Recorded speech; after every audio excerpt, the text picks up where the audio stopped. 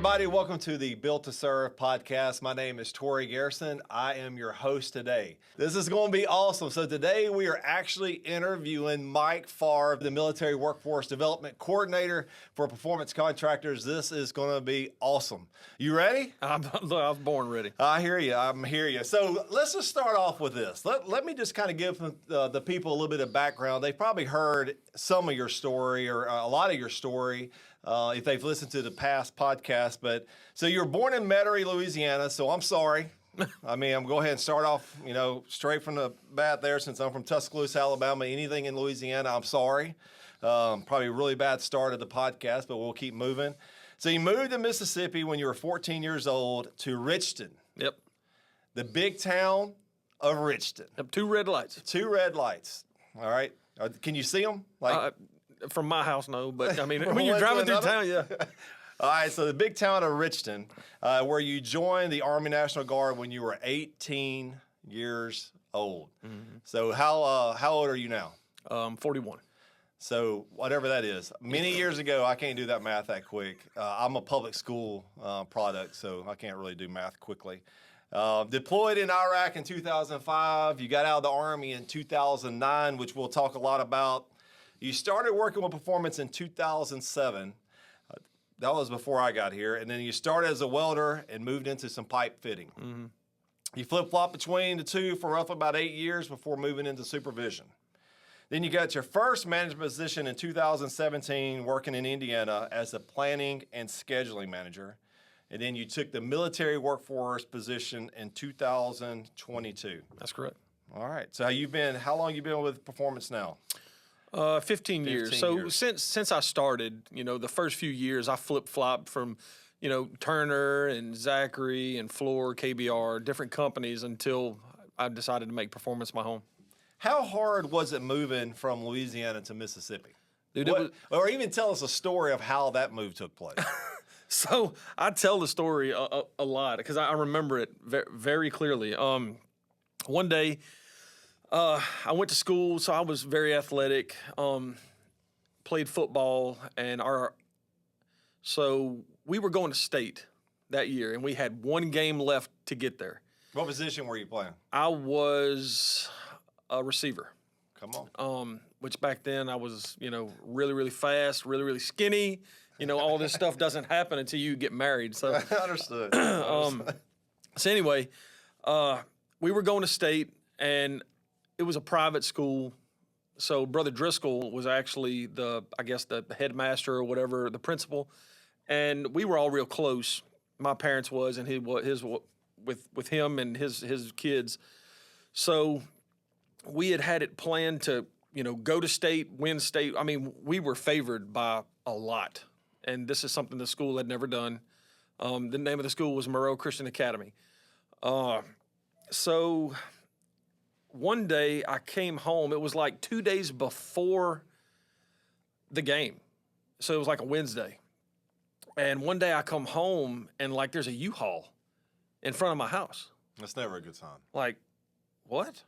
So we're loading up stuff, and Mom and Dad's like, yeah, we're leaving tomorrow.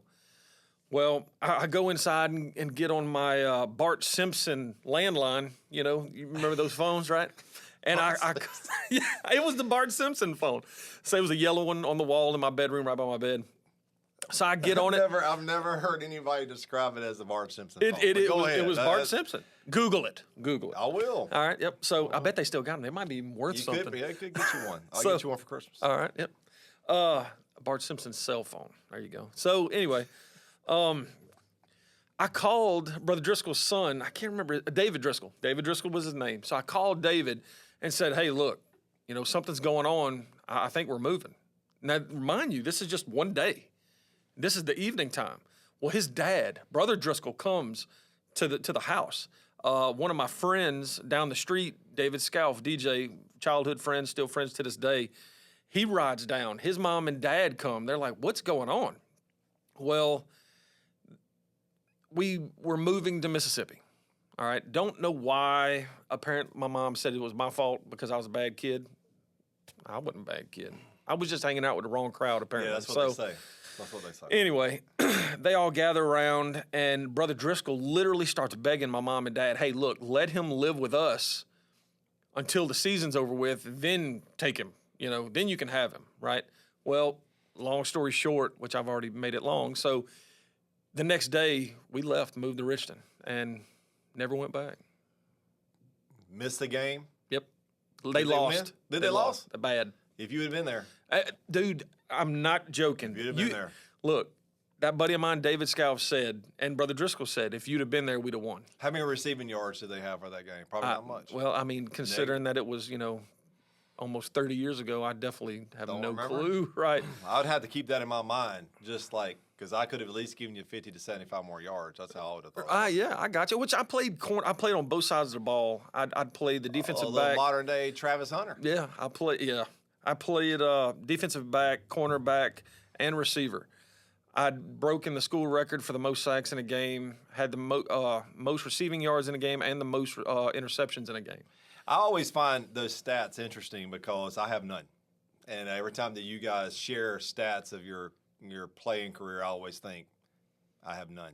But that's okay because I went on and did other things. But interesting enough, you moved to Richton, Mississippi, and that's where you joined the National Guard. So, this podcast has a lot to do with military, and a lot of military watch this. So we're really going to dive in a lot of your military training and your time overseas and then your transition back. So let's dive in. First of all, where was boot camp? Fort Knox, Kentucky. Tell me about the process in signing up for the Army. Where did you have to go? Where was MEPS? Where was all the where did you have to go through all that? So can I backtrack just a little bit further back than that? Sure, I'll give you 2 years back. So the decision to join. Okay, right? there you go. So right out of high school, I had it planned, which I had a scholarship. I was going to go play baseball, actually, instead of football. I was a pitcher, and I had it planned to go play ball at Jones County Junior College in Ellisville, Mississippi. Which is a very good junior college. Absolutely. I mean, that's a high-end baseball junior college for sure. And they're a great baseball club. Some really good athletes come out of there, and it's also a feeder school for Mississippi State and so on and whatnot, which East Central Community College is as well. So I made the first practice, and something inside of me just said that this isn't going to work. I can't deal with that. It was almost, for lack of a better term, like all these fathers were trying to father me. I already had a dad. I don't need you to be a dad. Kind of catch-22 there because, joining the Army. So anyway, went back home. Now this is where it gets a little drastic. So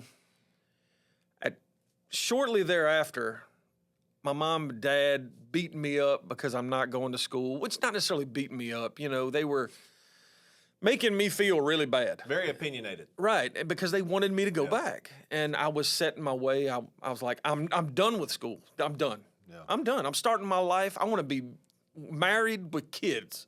And they were like, boy, you don't know anything about life yet. And granted, I'm 41 now, so I understand. You understand now, right? And I'm trying to tell my 20 and 22-year-olds the same thing. And they don't understand. And so not anyway. listening like you were. Right, exactly. What goes around comes around. So at that point in my life, I thought everything was falling apart. Like everything was falling apart. And I made really, really poor decisions. And one thing led to another. Again, I made a very, very drastic decision that would impact the rest of my life and family members around me. Excuse me. Without going into detail, I wound up in the hospital. The ambulance, the whole 9 yards, and they carried me to the hospital, and I had to have my stomach pumped. I really don't remember much about it, but I do remember my dad sitting at my bed while they were pumping charcoal down in my gut. And I was in and out, and I remember thinking, what have I done? What have I done to my family? What brought me to this? And my dad kept telling me how sorry he was, and I hated hearing that. And my mom, I could hear her screaming down the hall. And I hated hearing that. and my dad would pick me up out of the bed because when they pump all this stuff in you, everything runs through you like water. And he'd carried me to the restroom, and I'd, go to the restroom, and he'd carry me back to the bed. And I remember just being in tears and just, telling him how sorry I was. And then he's telling me how sorry he was. And anyway, I passed out, and this lady walks in the room. I remember she was the meanest black woman I think I'd ever seen in my life. And, when you go to the hospital or something like that, insurance people always come in and say, okay, do you have insurance, so on and whatnot, and you fill it out. Well, this was that lady. And she walks in, and she just kind of hovers over my dad, like this. And she's like, sir, your insurance isn't going to cover this visit. And my dad's like, what? Like, for multiple reasons. The lady said, there's only 2 ways that your insurance will cover this. One, he has to go to 6-month rehabilitation, or he joins the military. So he walked out of the room, apparently, and they discussed something, and Dad came back in and said, so which branch of the military are you going to join? The next day, we went to Hattiesburg. And then you made the worst decision in your life. Your next move was the worst decision. Well, actually, the decision before that was the worst. Could have been. But no, yeah. No, Sergeant Haskins, Staff Sergeant Haskins was my recruiter's name at the Armory in Hattiesburg. Isn't it amazing how you remember those? Like, I can remember mine too, and you're like, because you're like, what am I doing? This guy's such a great liar. Oh, 100%. They promised me the world. They go to training for that. They're like, how can we lie the best? Right, exactly. 101. Exactly. But yeah, he asked me what I wanted to be. I'd scored high enough on the ASVAB to where I could be, whatever I wanted to be, I guess. Did you think the ASVAB was difficult? No, absolutely I didn't not. either. I didn't think it was. I mean, granted, I was never good at tests, ever, any of them, but I didn't think it was that hard. Right. And then the whole time I'm thinking, I'm probably going to score pretty good at this, and this is not going to be good for me. Like, the opportunities, right. I didn't need many opportunities. I just need one. Exactly. I don't need a bunch of options. So the way I looked at this, the packet when I was in school and we took the ASVAB, the only one picture I can remember was a hammer. For some reason, there was something with a hammer and nails. I mean, a lot of the questions were common sense. Yeah. Right. Not saying anything negative about anybody who did poorly. Did you just make a comment about the Marines? Did you just do that? You just. It was actually directed toward Air Force people. Air Force. Okay, good. Because you guys claim to be geniuses, but then you're in the Air Force, so. That's a genius. That's Burn. That hurt. But you are a chaplain, so I do apologize. That didn't really hurt. I don't know if that was supposed to be a good one, but it didn't really hurt. I'm sorry. But anyway, go ahead. All right. So you went and joined the Army National Guard. Gosh, every time I hear that word, it kind of makes me cringe. A little cringy. Well, my dad was in the Army too. I got family in the Army, so I give you a little bit of respect, but it's still like, man, that's all you had. I get it. No, I give it. That's the thing about. I know we're getting off track, but that's the thing about Army folks that's the thing about being in the military. It doesn't matter, and it doesn't matter how old you are. It's the camaraderie that we have, even on a joking level, right? It's and still funny. We talk about that a lot. So I mean, the Marines were made fun of for eating crayons before crayons. Like, I don't know how they did it. I mean, that's as far back as it goes. They were made fun of for eating crayons. Only certain colors. You're right. Right. Anyway, go ahead. So you joined the Army National Guard. So I joined the Army National Guard, and when I was at the Armory and I was asking, Sergeant, what can I do? What can I be? And he's like, well, what do you want to be? I was like, well, I want to be somewhere as close to home as I can be.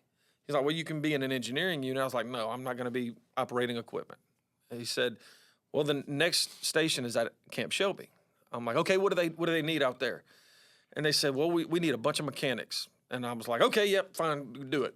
That's great. So not really the best choice. Right. But, I mean, I was ready to get in and get out of there. So I took the 6.3 Whiskey MOS, which is light wheel vehicle repair. And that's what sent me on my way to Fort Knox. So this was August 27th, 2001. Okay? A lot of us can remember what we were doing, on the way to MEPS and all this, that, and another. Well, my story is, it's very, very clear.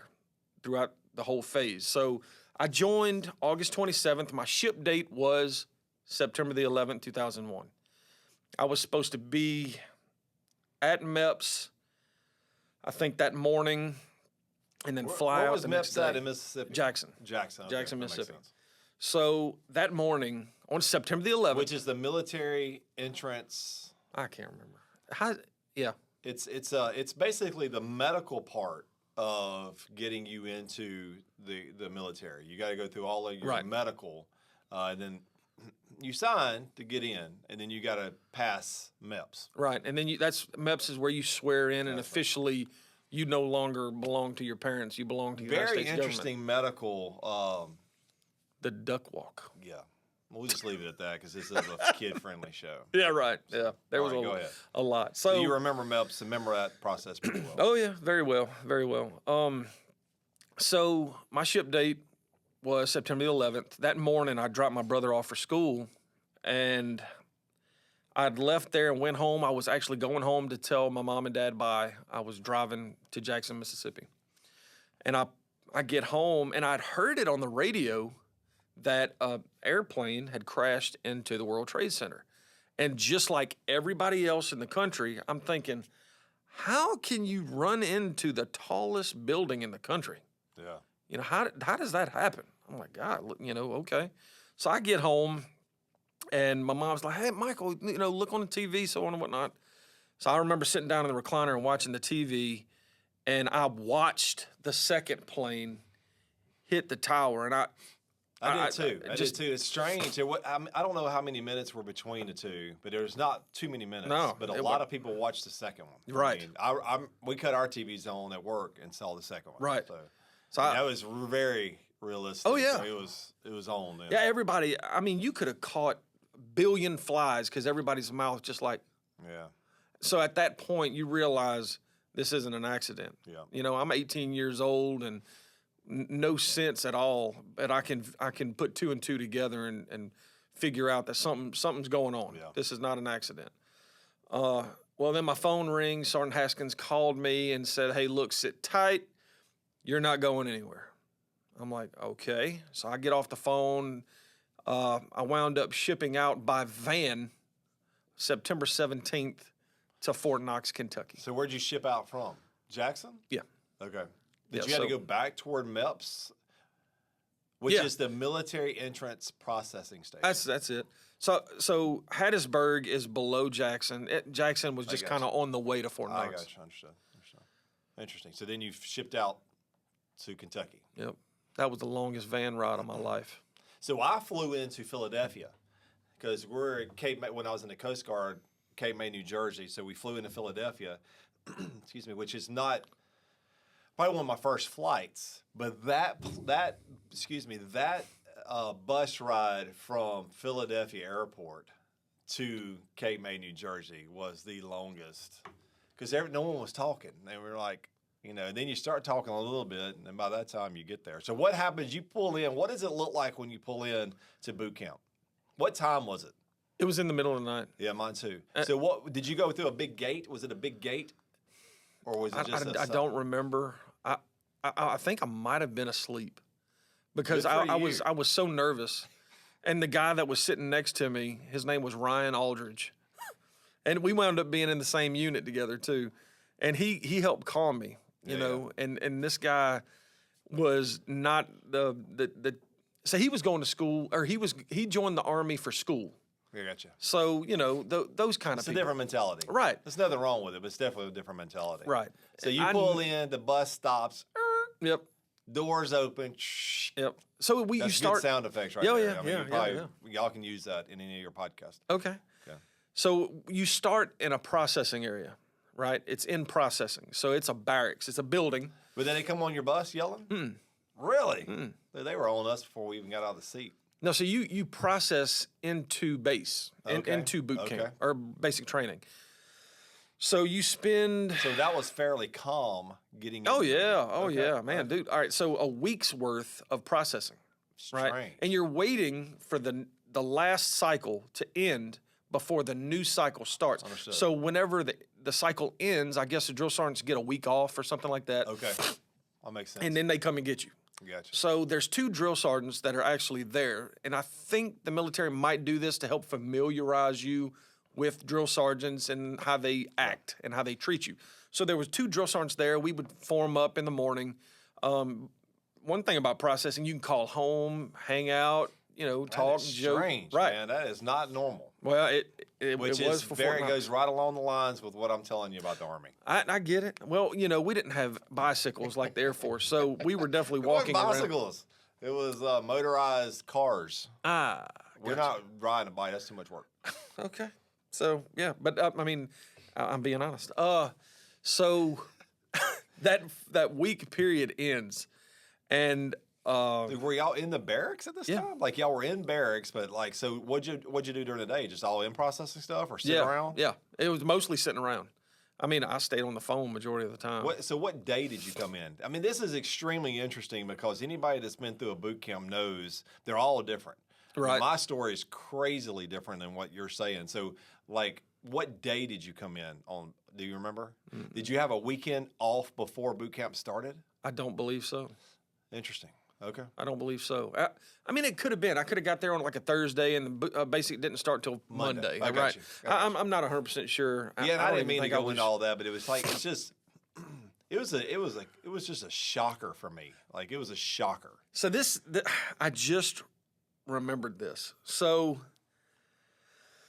all right, I get there, call home, and I talk to Jana, my wife, and I'm like, all right, so we've made it. I'm here, so on and whatnot. And she's like, oh, good. Well, she starts crying. And I'm like, oh, I'm starting to console her. And she's like, no, it's not that. I'm like, well, what's going on? She said, I'm pregnant. While you were in boot camp? Yes, the first day. And it's called basic training for the Army folks. So I'm like, look, what's done is done. I know you're doing this That's to get a me shocker home. Too. And she says, no, Michael, I'm being for real. I'm pregnant. I'm like, bull crap. There's no. Did you say that? You just said bull crap? It was probably some other choice words, some other 4-letter words. So anyway, yeah. Should have got the crayons out and counted them. It's Army thing, So anyway. Going south quick, Mark. Yeah. Well, I didn't believe her mom either when she got on the phone. Oh, gosh. So her That's dad great. gets on the phone. Oh, gosh. So I've always had a whole nother level of respect for my father-in-law. Yeah, understood. And anyway, I don't want to get all up into it. I love my father-in-law. Understood. So, yeah. So she tells you, yeah. and you're like, I'm like, oh my God, what week what have I done? This? Was this in your first week or like? Yeah, this was within. I think it was the first couple of days. In the orientation process. So you had not started yet. No, good. But you couldn't leave. Oh, you couldn't leave. Oath. You're there. Well, they make you believe you can't leave. Right, for sure. right. Well, yeah, for sure. So the day that the drill sergeants come, this cattle truck pulls up. Cattle truck. Yeah, oh, cattle truck awesome. pulls up. Gosh, I'm sweating just talking about it. So, whew. Anyway, this thing pulls up, and we're already standing in formation, and they jump off this truck. And you've got your duffel, and it's sitting in front of you. You got the straps around your back, and it's sitting in front of you. And they come off. There's like 5 of them, and they're screaming. They've got the knife hand, and they're in your face, right? And they're doing everything but touching you. They're spitting on you. Oh yeah. Oh yeah. There's slobber flying everywhere. So we load up on this bus, and they're telling you better bury your face in that bag, because they don't want you to see how to get to where we're going. Yeah. In case you decide you want to run away, Yeah. you don't know where to go. Yeah. So I've got my face imprinted into this bag. I don't want to draw any attention. I just want to get to where we're going and go to bed. So it was nighttime. I think it was nighttime. It wasn't morning. It was nighttime. So we get there, and I remember doing this thing. Put your bag down. No, go put it over there. And then the drill sergeant said, no, we're going to put it over there. So you're running. Yeah, yeah. And they're telling you to run, back and forth. And it is so real. Like, I've tried to explain this to people before. Like, you look back at it now, it's really funny. Oh, And yeah. What they did to you was really funny. It was mind games. But at that point, at 18 years old, man, I was about to go home. Like that university in Tuscaloosa that wins all them championships, it looked a lot better than it did when I left Tuscaloosa. I can assure you. Well, It's just real. Yeah. Oh, yeah. You're hustling. Oh, like, absolutely. You really don't have to. Like, you don't really have to run that hard, but you're running hard. I don't know. Your drill You just feel instructors like- and my drill sergeants must have been two different breed of human. Probably was. But ours was a lot harder. Go ahead. So, It's as bad as the people listening and watching know better. They know the truth. They know it the just truth. depends on which branch they went into. Yeah. But so go ahead. So you got in there at the boot camp. Right, basic. So I Yeah, get sorry. there and they finally load us up in a barracks. So Fort Knox was doing some stuff with their barracks. I was in Charlie 246. Did you see the gold? No. No, never seen any Never saw gold. the gold. That's Come to think of it, I don't think I've ever seen the fence and everything. We were nowhere around it, and we Probably did so reason. much running. You would think that we'd have ran by it, but I mean, when you're jogging, you're locked on the person in front of you. There was a point where I could tell you every stitch that was like missing or whatever in his cap. I mean, you're just locked in. Right. And nowadays, if you go to boot camp, I told you not too many years ago, I went back to a Coast Guard basic training just to kind of look around. And they were like marching and looking at me and stuff. I'm like, oh, y'all just don't know. And my daddy, though, and, our fathers would tell you, y'all don't know. Because Right. they could beat you down back in the day. right? Exactly. So- Exactly. Anyway, so you go through boot camp. That's at Fort Knox. What was? Tell me, how many weeks was basic training? So I spent 11 weeks in Fort Knox. Okay. I think What was it like? 8 was nine basic or something? 10, all- nine or 10 weeks basic basic, training and then 1 week of your in processing. Okay. Yeah. So the day. All right. So tell me a story or something maybe that was most memorable for you in boot camp. So Because we all have at least a look. couple. So, having the last name Farve, right? The first day in formation, the drill sergeant, I guess they walk up and down the rows just trying to find somebody that they can pick on. Yeah. Drill sergeant pointed at he put his finger right in my name tag and said, "I got you, Private Farve." What did I do? Yeah. I got your number. Something like that. Well, And you believe it. oh yeah, well he did. It's on. He did. It's on. His name was Drill Sergeant Matheny. This dude was Army Ranger Pathfinder tabbed out. I mean, he That's was a nightmare Oh. name.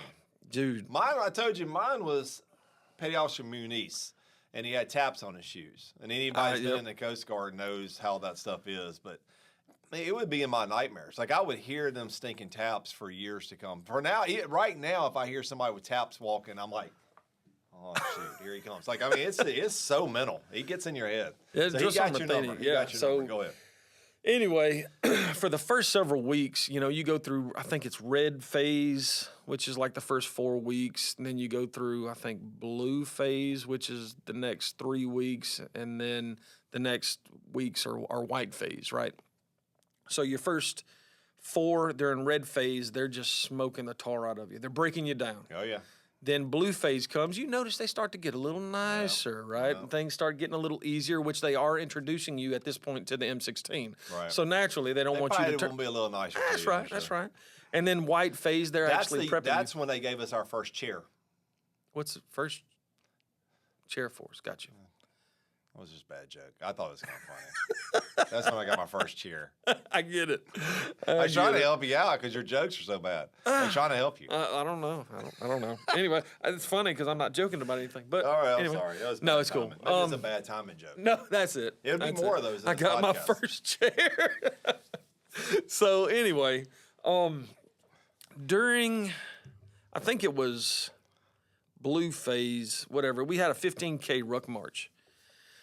And this was, or it might have been at the beginning of white phase, where they introduce you into the FTX, field training exercise. So When you're spin- doing your rug, did you have all your bag, your oh, whole yeah. bag? Oh, yeah. Full battle rattle. How much is that? Probably 40 pounds? 60 pounds. 60 pounds. There you go. So, which they put everything that you need plus some, and I think I might have been carrying the saw. I mean, That's yeah, heavy, I too. was loaded down for a little skinny guy. I gained 30 pounds through basic training. I gained just weight. basic training. I gained weight too. Most people are like, man, I lost so much weight. I was like, not me. I gained weight. Yeah, right. So. Which I mean, you'd never tell it now, but yeah, when I left, I was 160. When I was 163. When I came back, I was 190. 190, wow. right around there. So yeah, That's a lot. Oh yeah, dude. I For was 8 solid. weeks, 10 weeks, or whatever. Yeah, I was solid as that table. So anyway, we get to FTX, and it's 3 days of just you in the wilderness, and the drill sergeants are constantly, throwing tear gas in our little bases. We digging foxholes, and it was a nightmare. And Drill Sergeant Matheny threw tear gas in my foxhole, and I even had my rain tarp over my foxhole, right? I guess he walked up to it and threw it straight down in it, and then leaves me to stand up and gas, and we're donning our chem suits and all. Anyway, he made sure that he focused majority of his attention on me. Yeah, I understood.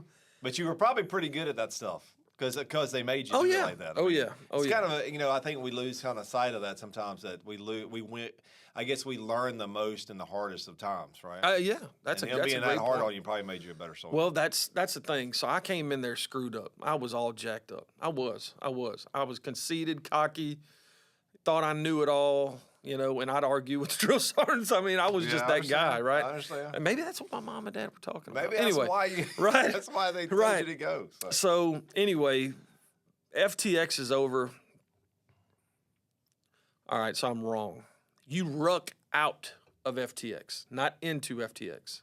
So it's a 15K road march out of FTX.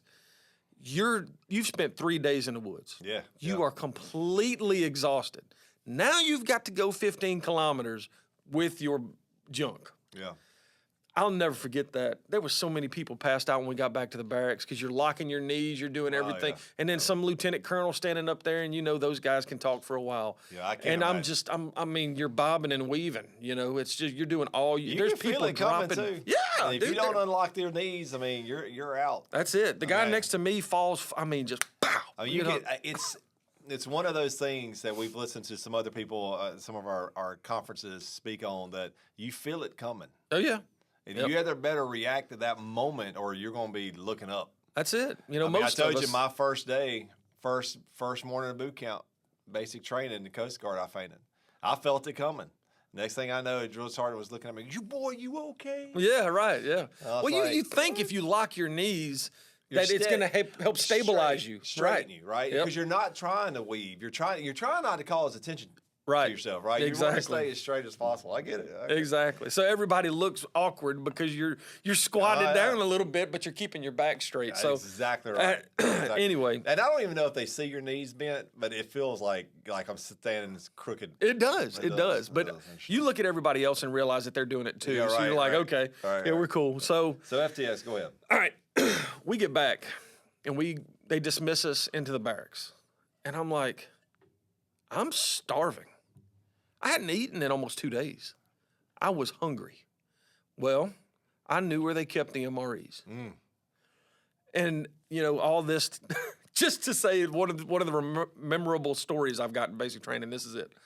So all that leading up to this, I knew where the supply closet was where the MREs were. And again, Fort Knox was doing something with all of their barracks. So we didn't stay in the traditional barracks. We stayed in trailers, but it's not like a trailer like you think of. It's more like an office, or a modular office with a bunch of bunks, and then a restroom like what we see in one of our offices. Yeah. Well, we were all in there, and one of the supply closets was where the MREs were. Well, I'd been known to pick a lock or two, in my old life. Like when you were 18, not 19. Right. Yeah, I understand. Right. So I went around there and broke in. Oh, God. I waited till everybody went to sleep. Oh, goodness. This is hilarious. So this is so stupid. So anyway, I busted in there and got me some food. Which one did you get? Which MRE? I'll get to that. All right, that's important. Oh yeah, you've heard this story before. Keep going. I forget more things I remember. Okay. Well, so I go wash off everything, go to bed. Next morning, drill sergeant comes through there beating on a trash can lid. They say a lot of things that you can't say on a family-oriented podcast. It's just a lot of beeping. Right, yeah.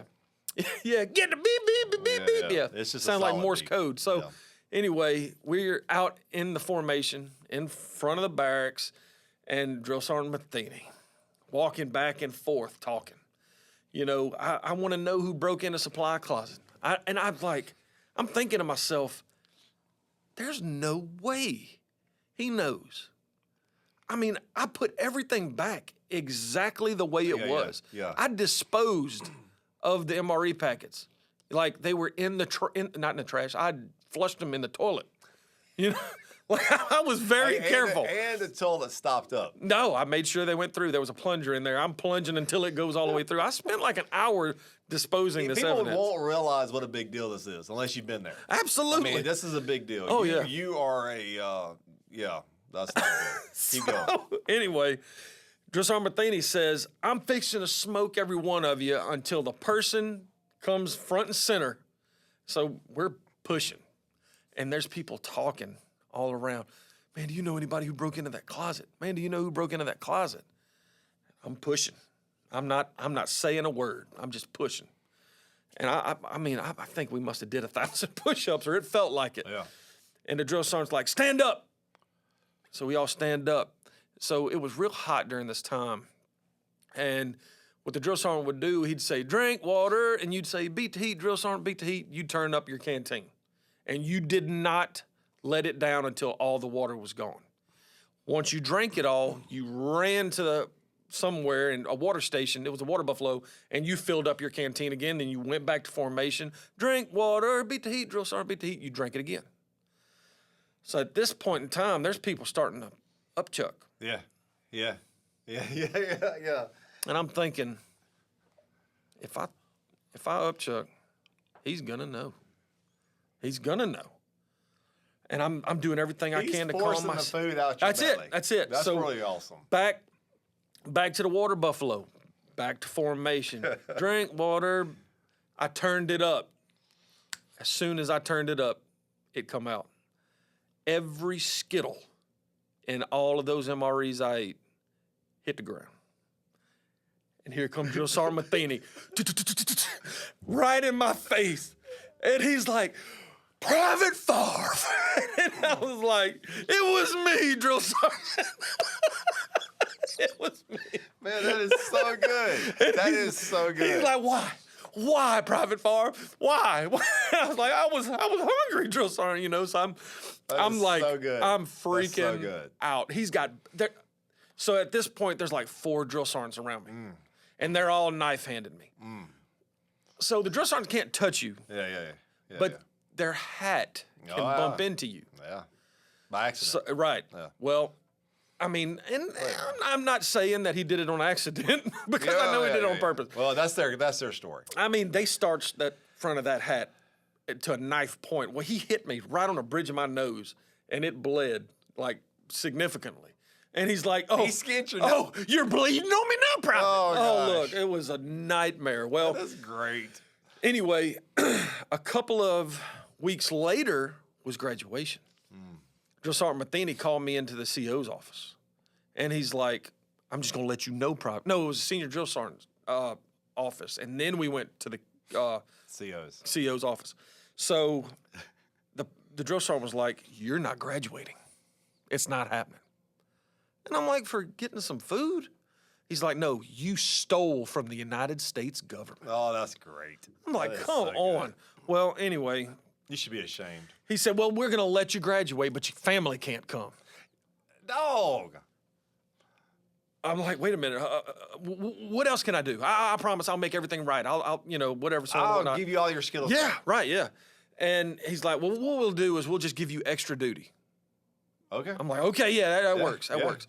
So for the next 3 weeks, according to Drill Sergeant Matheny, I was the most improved soldier In 3 the weeks? United States Army had ever seen.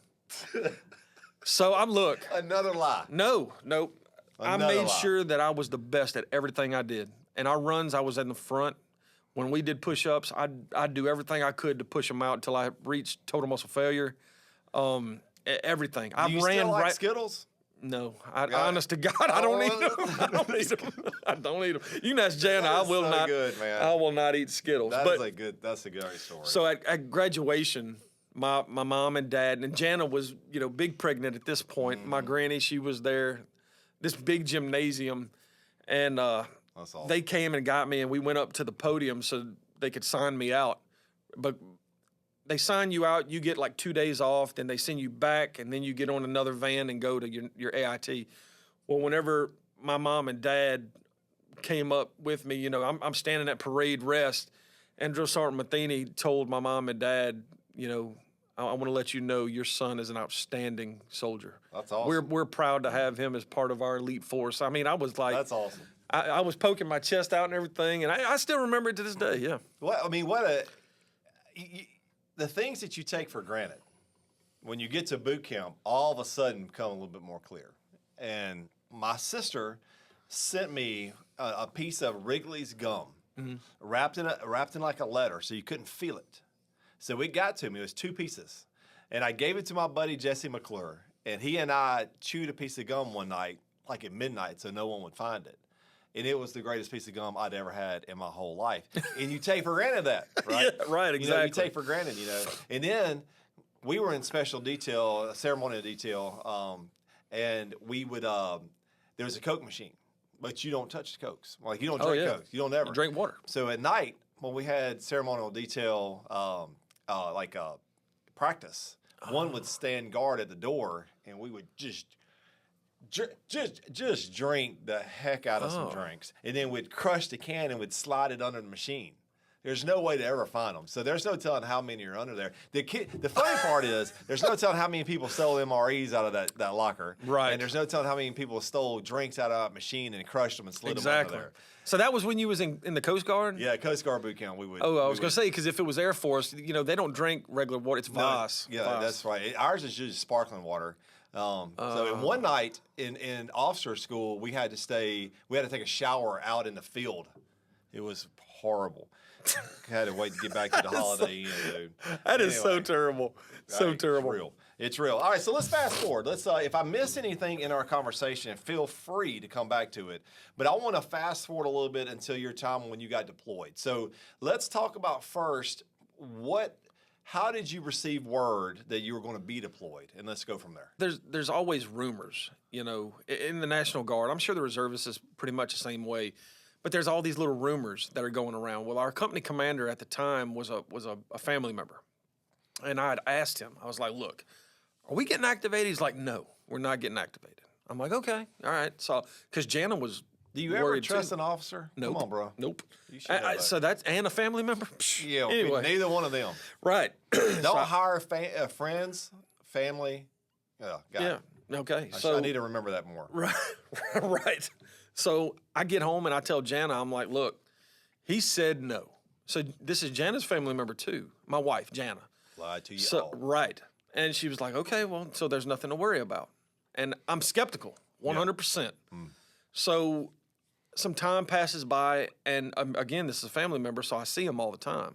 Plus, I'm working at Camp Shelby during this time at RSMS, which is no longer there anymore. I run into him, and I'm like, hey, still nothing? You sure? He's like, no. Before our next drill, he transferred out. New company commander takes over. All right, boys, we're going to Iraq, And I'm like, really?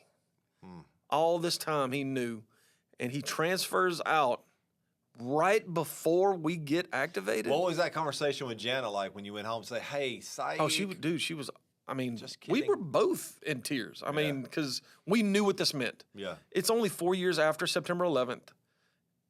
Some of our friends had already been over. Yeah, she saw the highs and lows. She was watching it. Well, we both were. Yeah, we watched some of our close friends come back, and they were just shadows of their former self. It was, you come back a zombie. Yeah. They did, And so you get told. Right, we're activated. Yeah. So how did you guys make it? Because everybody has a different story. How did you make it into Iraq? Like, what did you fly into Iraq? So I think we left from either Gulfport or Jackson on it was civilian airline to Bangor, Maine. Okay. So you got to Maine on civilian. Yep. And then we took a C-17 from Bangor, Maine to Frankfurt, Germany. How was your food on there? What food? How was your seat? How was the flight? Look, a C-17 is a monstrous. Yeah. Anyway? Did y'all have equipment too? I mean, did y'all have, or was it just personnel? Just personnel. So it was full of personnel. Right. How many was it? Do you remember? Oh God, it seemed like 1,000 because I mean it was stacked in there. Right, and you're wondering there's no way this thing's getting off the ground. Yeah, understood. It's impossible. Understood. I'd never seen an aircraft that big. Yeah. So the seats. You think airlines now are now? These things are non-existent. I mean, you're tired. You're crumpled up, and the flight all flight time is almost, I think, 20 hours. It's incredible. So we leave Bangor, Maine, get to Frankfurt, Germany, and we get to stay the day. So I always tell everybody, yeah, I've been to Frankfurt, Germany. I've stayed the day. Yeah, right. So, and were you able to go out? You were able to go do something. Walk outside. We had, there was MPs and everything out there, and it was snowing, I think, maybe. It was January. I'm sure. Hold on. It was January. I left January 8th, 2005. So I guess January 9th, we would have gotten, January 9th or 10th of 2005, we got into Frankfurt, Germany. So I got to fly. When we flew in, I noticed the roofs on all the houses in Germany were red. It's the most beautiful thing I'd ever seen. And I always said that I would go back just to, pay tribute to that moment of my life. Well, we get back on a C-17 and fly. I remember flying over Turkey, then into, I think it's Camp Arif Jan, Kuwait. And that would have probably been January the 11th or 12th. Interesting. So you get into Iraq from Kuwait. Oh, you went into Kuwait first. Yep. And then same way with like basic training, you process. Yeah. So it's called being processed into theater. Oh, yeah. Right. So now you're processing into theater, and that lasts roughly 2 weeks because we were a brigade of roughly 3,500. Okay. So it's the first time also in history that an active duty unit, which 2nd 11th ACR out of Fort Irwin, California, has ever been under the command of a Reserve or National Guard unit. So it's the first time ever.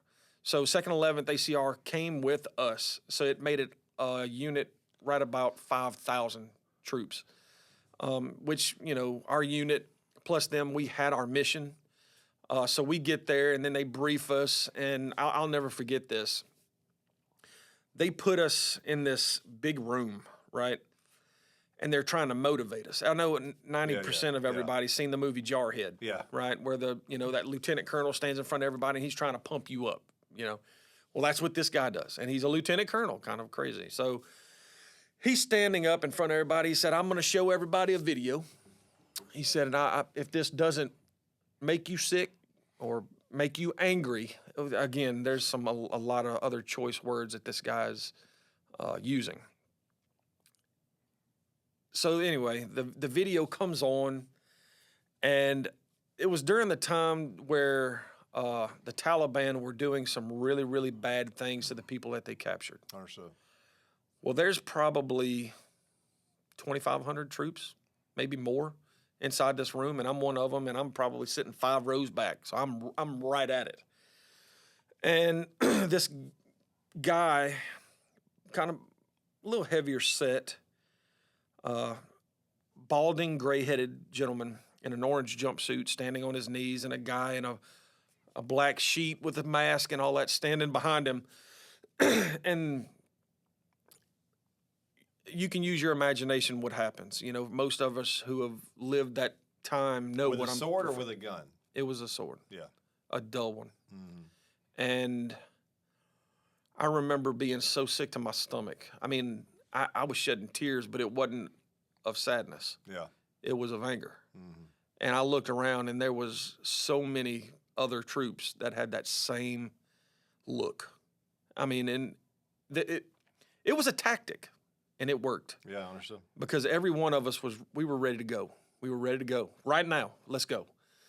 So after that, we still had like a day left, and it was to mobilize all of your equipment. So I was in a Humvee, and I was the driver. This convoy was massive. How many days in country was this? I mean, how many days have you been there? 2 weeks. Copy. 2 weeks. All right.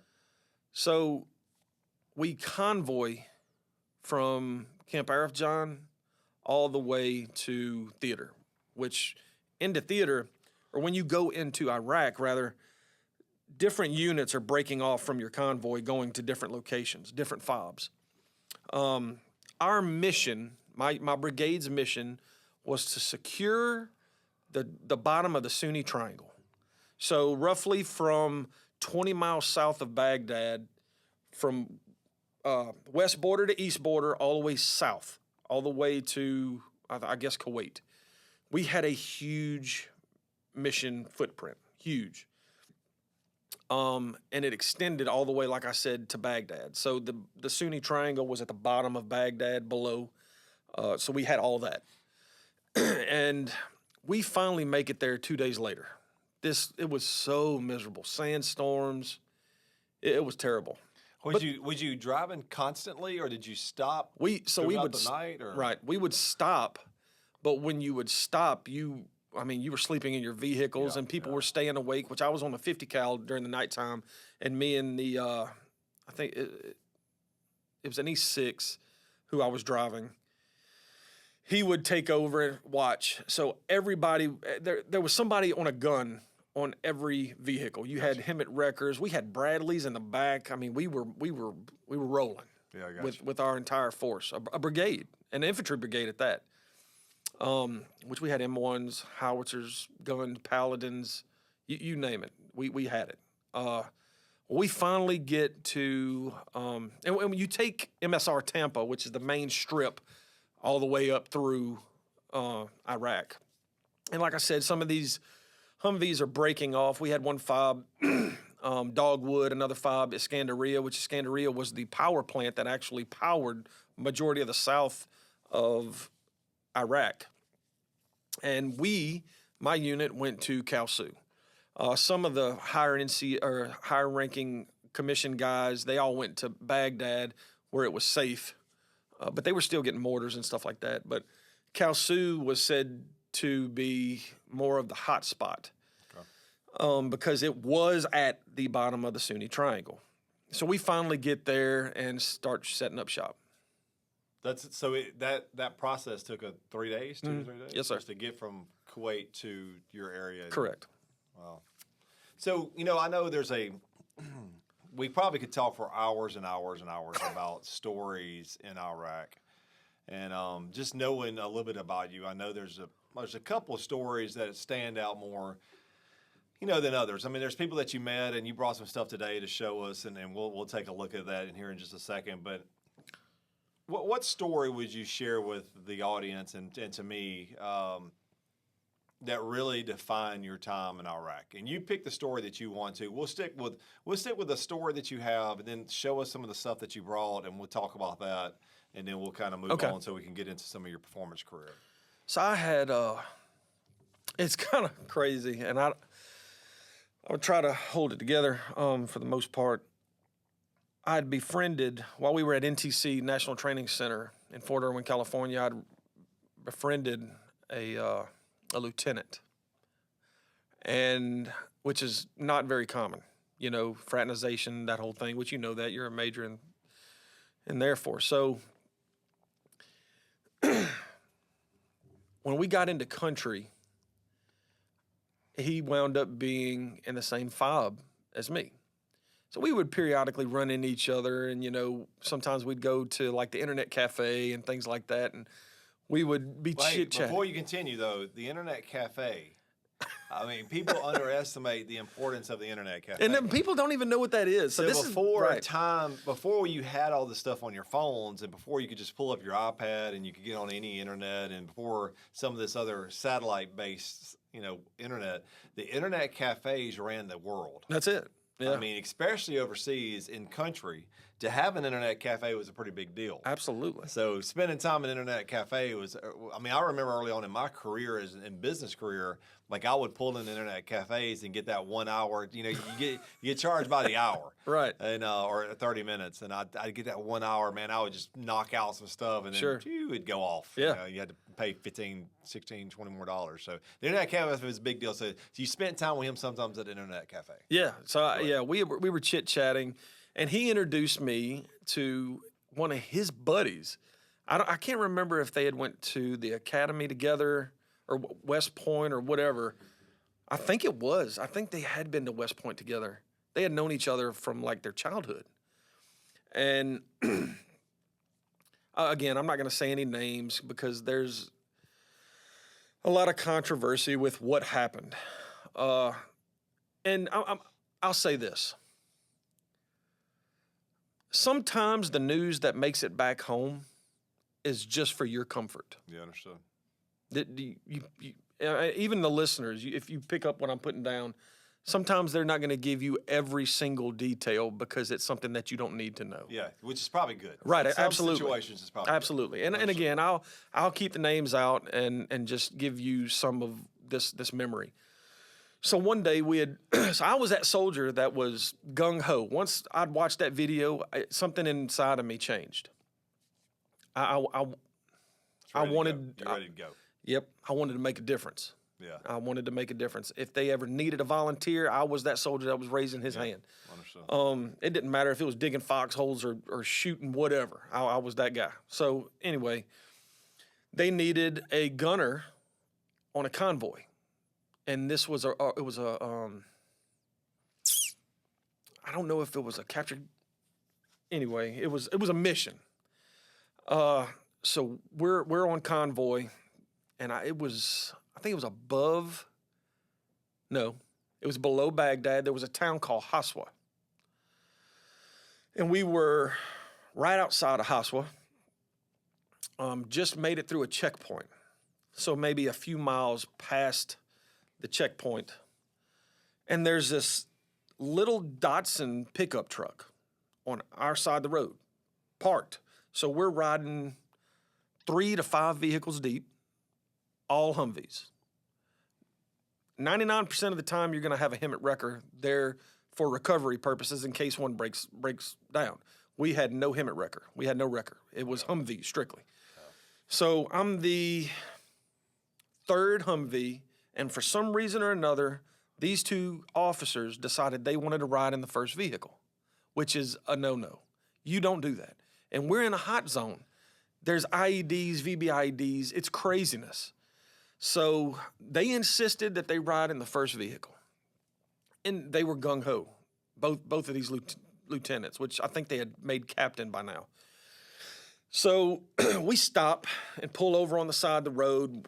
All of the passengers and all of the Humvees jump out 360-degree perimeter, and all of a sudden this truck peels out, tears out, gone. So here we go. Everybody mounts back up, jump in the Humvees, and mind you, a Humvee's top speed's 65? I mean, it sounds like it's about to explode. Yeah. So we're all on this, and now the Datsun's pickup truck, or Datsun's probably 65 miles an hour too. Yeah. It just sounds like it's going really fast. Yeah. So he stops again. Now he stops on the opposite side as if he wants us to just go ahead, right? So we're in northbound lane. Yep. He was driving in the northbound lane. So he then veers over into the southbound lane, but still facing north. So, okay, what's going on? So here we go. We stop. All of our guys jump out, dismount again, 360-degree perimeter.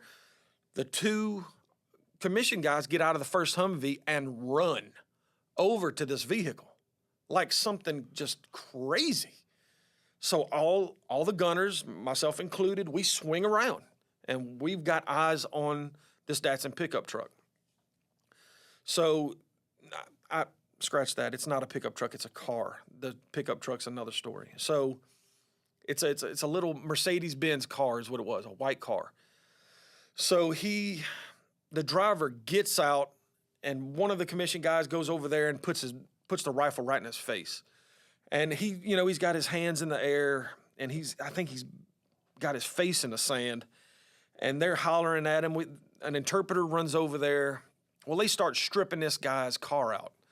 And they pull the seats out, everything. They can't find anything. Well, then they start talking. Well, the Iraqi national tries to run and turn around and run away. Well, Captain, I almost said their name. Anyway, the commission guy grabs him, pulls him back. Well, he throws him the keys and tears out running.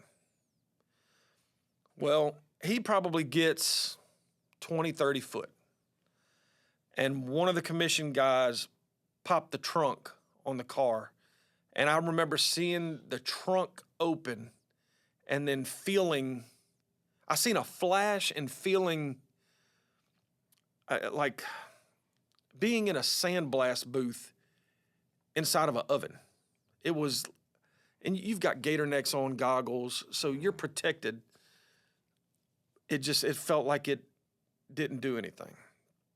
Well, when I came to and unfogged my brain, I realized that it was a VBIED, a vehicle-borne improvised explosive device. Mm-hmm.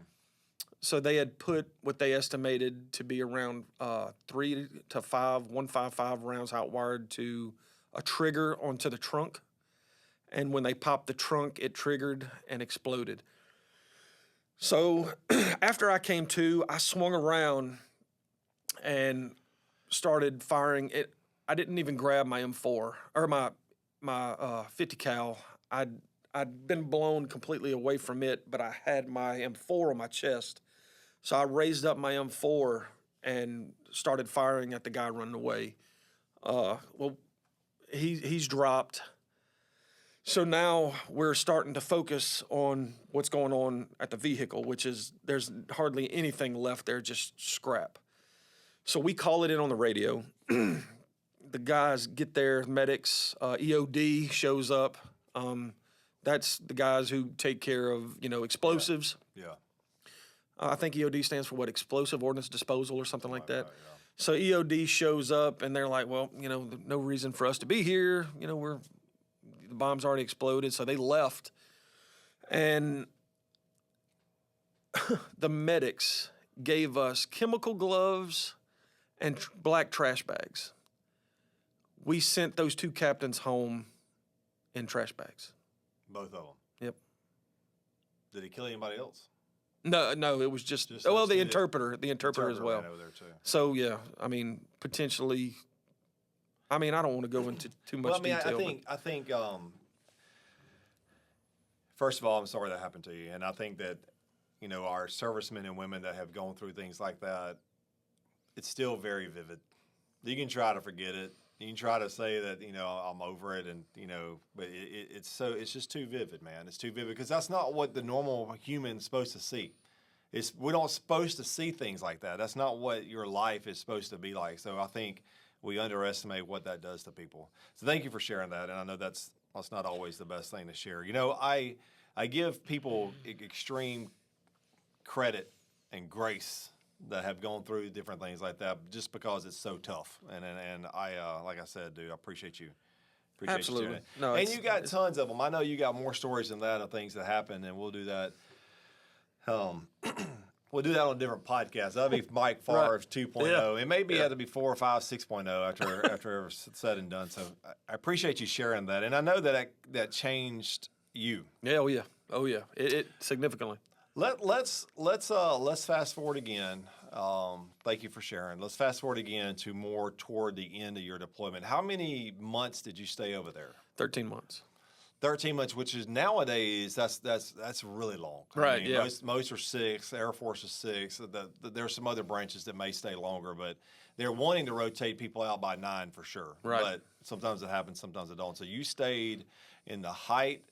You stayed in a very tense time and for a long extended time. So, man, again, I've told you this 1,000 times. I appreciate your service. Absolutely. I appreciate you doing that. Tell us about the transition coming back from Iraq back home.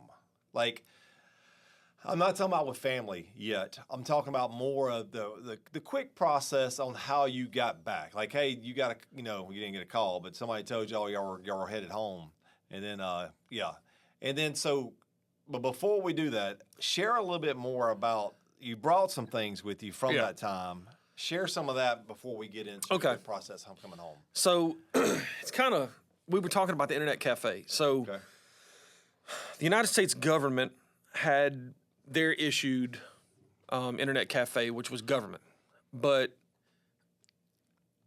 I don't know the proper... You can't say certain things about people, which in their tradition, they were referred to as Haji, and they preferred to be referred to as such because at one point we were calling them something else that meant like robber or something like that. Alibaba. Alibaba means thief, but it means like thief in a good way, like Robin Hood. Anyway, so there was a who I'd known as a Haji had his own internet cafe, and you paid for it. Well, I befriended this guy. We had spent a lot of time together, and I cannot remember his name. I think I do have some notes in this case right here about him, and like email address even. I mean, it's crazy because I know you and I talked about this previously, but I haven't dug through this thing in years. Yeah. And John and I dug in here previously before we started this, and I seen some stuff in there that I didn't know was in there, and it's more information on this gentleman. So he and I became really close friends, like really, really close, to the point to where he stopped charging me to go into the internet cafe. And it would just be him and I in there chilling. Again, that's gold. Oh, yeah. That's gold. Oh, yeah. I mean, I would spend unlimited amount of time talking to Jana and doing God knows what else on, Yahoo or Yahoo Messenger and everything else, which... AOL. Yeah. So one day, we had probably been in country 9 months. So I'd probably spent at least 6 months with this cat, and we had shared stories. Mind you, all right, let me back up. At Five Cow Sioux, we would get mortared anywhere from 3 to 5 times a week. And each time we would get mortared and or rocketed, they would last 5 minutes. Yeah. So, I mean, it was fairly constant. Oh, yeah. I mean, it felt like you knew constant. it was coming. Yeah. It was like clockwork. They tried to hit our chow hall more than anything. Which, I mean, that's any mass gathering location. So we knew that these outside insurgents were getting grid coordinates. Yeah. We knew. Yeah.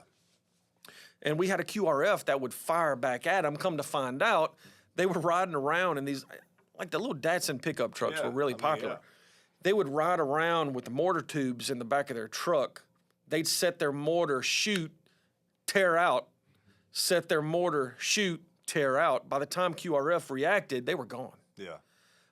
So anyway, we knew that they were getting coordinates from somewhere. And so me and this gentleman, again, friends for a while, we had shared a lot of stories, he knew about my family, I knew about his family. So he had a girl who, their traditions is a little different than ours. So women over there are gifted in some cases to another family as a bride. So anywhere from I think maybe 9 years old, it might even be younger than that. So your daughter is gifted to this other family, and this guy might be 40. And that's his new wife, that 9-year-old child, right? So his girlfriend had been gifted while they were dating. So she was like 17, let's just say 17. Because he and I were roughly the same age. He might have been a little younger than me. Might have been maybe 16, 17, something like that. So his girlfriend had been gifted to this other family. Well, the other family, he said, was known insurgents, terrorists, Taliban. She didn't want to go, and they wanted to be together. Well, I'm like, dang, what are you going to do? He's like, I'm thinking about leaving. I'm like, really? He said, yeah, I'm thinking about leaving. And I'm like, are you going to take her with you? Where are you going to go? He's like, I can't tell you all that. I'm like, okay. Well, a couple of days later, I noticed he had come in and he just looked worried, like something was on his mind. And he said, Mike, I want to give you something. I'm like, okay, what you got? So he hands me this book. And he said it's the equivalent to your Social Security card. I'm like, really? He said, yeah. So it's a little maroon book, and it's all in Arabic, and I don't know what it says, but it's all handwritten stuff inside of this thing, or a majority of it. And there's a picture of him in the back. That's him? That's him. So he's just a young kid, man. Well, they look a lot younger when we get older too. Yeah, right. Okay. You need to So that's Google him. Translate and see what all that says. I mean, you look, and That's interesting. again, this thing's it's even been laminated or something. I hadn't really put a lot of focus into trying to figure out what any of that means, but it's not like you can translate whatever. I don't even. It looks like a bunch of numbers. I'm telling you, we'll have to look that up later. Yeah, that'd be cool. So that'll be on the next podcast. I said, "Why are you giving this to me?" He said, "Because I'm not coming back." I'm like, "Okay." So he said, "Yeah, her and I are leaving." I'm like, "Okay, cool."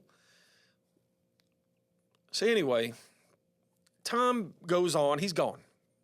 Mysteriously, within the next few weeks, we realize we're not being mortared anymore. This starts a whole uproar because everybody at that fob knows that he and I are friends. So now I've got military intelligence, the Secret Service. I've got different agencies coming and talking to me about this guy. And I'm like, look, he's just a kid. He ran the internet cafe. They said, well, we think he's the one that's been giving coordinates. And we think you might be involved. I'm like, what? No, dude, come on. So I'm being interrogated, like, nicely. I mean, I easily convinced them that I had nothing to do with it whatsoever. I was the most gung-ho soldier there at that fob. Well, time passes on, and come to find out that he left with his girlfriend. The insurgents that or the Taliban agents that he had been reporting the coordinates to found out he was leaving. So he wasn't leaving because of his girlfriend. He was leaving to get away from the insurgency. Yeah. And they left. Well, one day we're on mission, and we roll up to what looks like a heap of just stuff on the side of the road. We get closer and we realize that it's a body. And this body has been, the insurgents did some really bad stuff to this body, to the point to where his face, the skin on his face had been pulled off, and it had been ripped off in a fashion to where his abdomen and all was showing. No human should ever see a person like this. Yeah. Well, we didn't know who it was. And then we get back to FOB a few days later. One of the interpreters who knew that he and I were friends came to me and said that was actually him. The insurgents did catch up with him. They did things to the girl, and they left him on the side of the road for us to see. Crazy, isn't it? So that's what I brought. Well, and that's a keepsake that helps remind us of why we were there and why you were there, just because of the people were so brutal. And I know sometimes that's hard to watch and look at and think about, but man, it's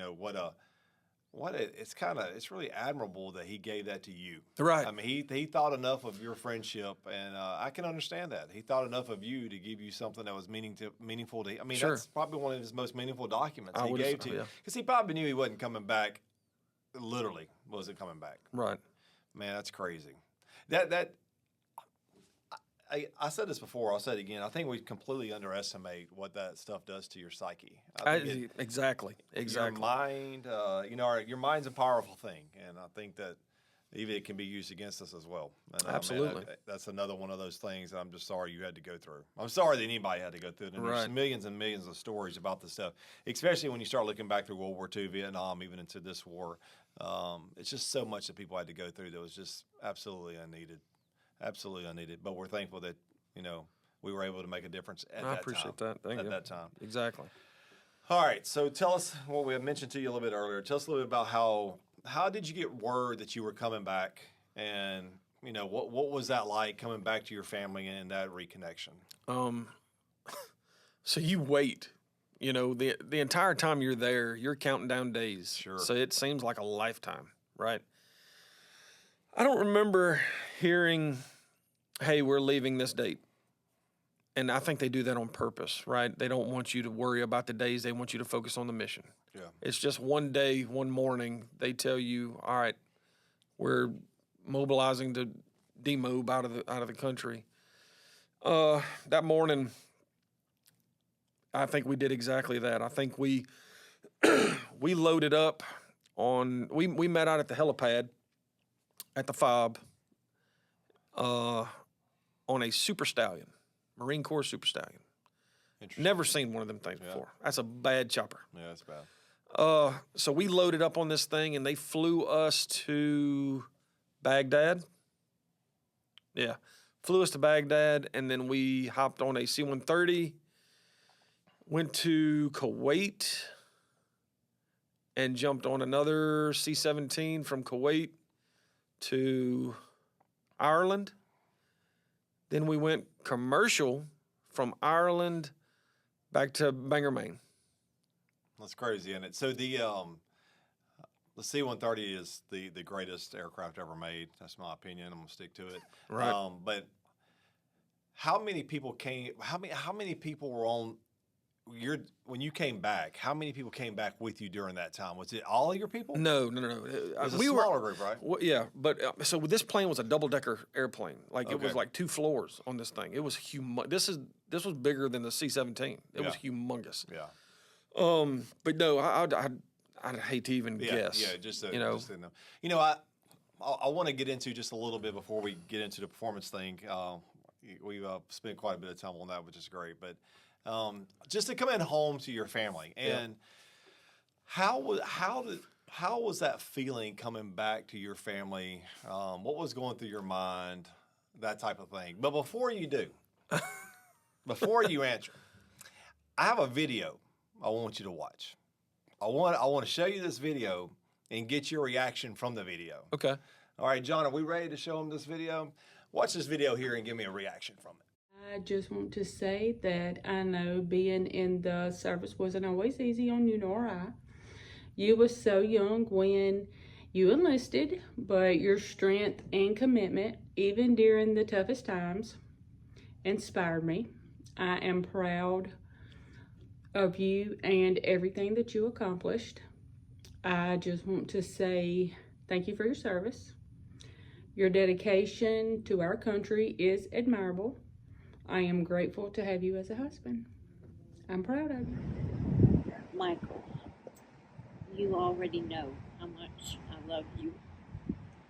And I am so proud of who you are and the accomplishments you've made in your life is amazing.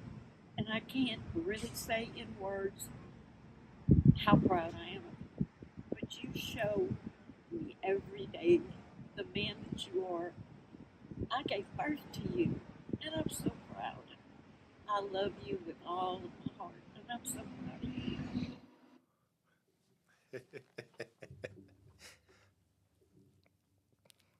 It's good, dude. Hey, that's good stuff right there. That's good stuff. Can we take a break? We'll take a break. We'll be back in a minute. All right. So, first of all, just so thankful that your family was able to make us some videos, and tell us some thoughts on those 2 videos. So you caught me off guard. I know we had to stop the whole podcast. So for y'all, if you saw there's a break, that's just John couldn't blend all of that. Right? So right. I'd had a complete come apart. So do you mind if I send my mom a message, my mom and wife a message? So to Jana, first of all, thank you for those kind words. You know, you and I really don't spend a lot of time talking much about military stuff, you know, but you've always been my rock. You've always been the one that's helped push me through. Here we go. It's all right. Hey, the great thing about podcasts is that they can be hours long. So I mean, we can just keep on going. I mean, if we were one of the major stations, we can. This could be 3 hours. So please take. Right. Yeah. So, thank you from the bottom of my heart, and it means more than you know, and it means more than you know for you doing this. And I'd have never dreamt of doing this. So, and to my mom, thank you. She said, I birthed you. Yeah, That's right. what she said. I was like, yeah, go on, mama. Go on, mama. My mom's a very special woman. She is. And I love her deeply. She's always been my number one supporter from the day I was born. That's right. She's always been there for me. And I thank you, Mama, and I love you both from the bottom of my heart. Well, I mean, the reason why we did that is because there is, that transition home is tough. Oh, yeah. And we lose focus a lot of times because we kind of just glaze over. All right, he's back home, she's back home. Let's get back at it. Yep. You get right back into life. And I just wanted to tell you how thankful they were. And that just awesome job, guys. Your check's in the mail. All right, so you get home. Let's get into your performance career. Okay. We're going to transition kind of quickly, and I want to get to. I want you to walk through a little bit of your performance career, but I want to briefly so we can get to what you're doing today as our military workforce development coordinator, which is so important to our company and important to our veterans. So tell us about. So you got into performance. There's a story about how you got into performance. Share us a little bit of that. So, when I came back home, I wasn't worried about where I was going or what I was going to do. I'd planned on, because again, I was working at Camp Shelby during this time in 2006. Mind you, so Katrina happened also while I was overseas, so that was a whole other thing too. Yep. There's a lot of different things that happen in that midst. So when I came home, there was still devastation, even that following year. Luckily, my property was all good, so I didn't have to worry with it. Again, my in-laws and my family held together strong during that time and did a lot of what I would have done had I been home, right? So they took a lot of responsibility off of me, and in an effort to help me during that transition. When you come home, you believe you're okay. You believe you're fine. There's nothing wrong with me. Nothing. You go through all this counseling and all this stuff that they're checking your mental stability, right? And again, I was fine, or so I thought. So I spent roughly 2 years, so all the way up to 2007, or 8 almost, just being lost, completely lost, but still trying to convince myself and everybody else that I was fine. And Jana was stuck in that, and I didn't care. But I did what I could do to help take the worry off of her. So I wouldn't sleep in bed. I'd rather sleep on the floor. Nighttime was very, very, very tough. Yeah. Being in the pitch black, anything would startle me. Anything would startle me. So Jana was always very weary about different things that would trigger me. Not that I was angry. I mean, just, it's hard to explain. You just had a way, right? A way. Well, I couldn't drive under overpasses. She couldn't drive. I had to drive. And you believe that you own the highway. You believe you own the street. That mentality didn't go away. So I was very, very aggressive driver. Couldn't go to Walmart, couldn't go to the mall, couldn't do Black Friday shopping. And I loved Black Friday shopping. That was my gig. That was my jam. That's funny. And we may have to cut that out. Don't tell nobody. right. But I mean, you can't do it anymore, right? You got to do it online. So, anyway, I couldn't do all these things. And Jana, again, being my rock, she was like, you need to talk to somebody. Yeah. You need to see somebody. So I did. And, that whole VA thing, right? Yeah, it's a big ball of mess where you have to go and answer the questions and then the follow-ups and everything else. And again, I was in between jobs. I couldn't hold a job. Not that I would get fired. I'd quit because I just, it wasn't what I wanted to do. And they had already, Camp Shelby was starting to decline on all the people that they were hiring. So I got laid off. So I was going from job to job. We were sitting at a restaurant in Richton one day. My cousin Kyle, he comes up to me and said, "Hey, you working?" I was like, "Nope." He said, "Do you want to go work a construction job?" I'm like, "Construction?" He said, "Yeah." He said, "We're hiring iron worker helpers." I said, "Man, I don't know anything about that." He said, "You can pass a test, dude. It's an iron worker position. It's a piece of cake." I said, "Where's it at?" He said, "Alexandria, Louisiana." No, yeah. They were building the Boise Cascade plant. I think it was Turner. And I said, "How much they pay?" And he said, $20 an hour. I said, "What?" I said, $20 an hour? It's a big I said, deal. "Where do I sign up?" So me, a couple of cousins, and my uncle all stayed in a hotel together while we worked this job. And I'd spent 6 months out there. And in 6 months, I went from a helper to a journeyman. I went from being the bolt guy, where you put nuts and bolts together, to being a rattle hand, where you're impacting bolts, to being a bolt-up hand, to being a connector, all in 6 months. Oh. Then I went back after 6 months and passed the NCCER for ironworking. Then went back shortly thereafter and went and passed the test for rigging, the NCCER for rigging. So I'm like, okay, I'm going to spend the rest of my life as an iron worker, Well, they all quit because they were all in pipe. So I was left there by myself. And again, being a struggling, transitioning person, I couldn't be by myself. And I knew it wasn't healthy. Mm-hmm. And I would tell Jana that. So there again, I'm done. So I quit.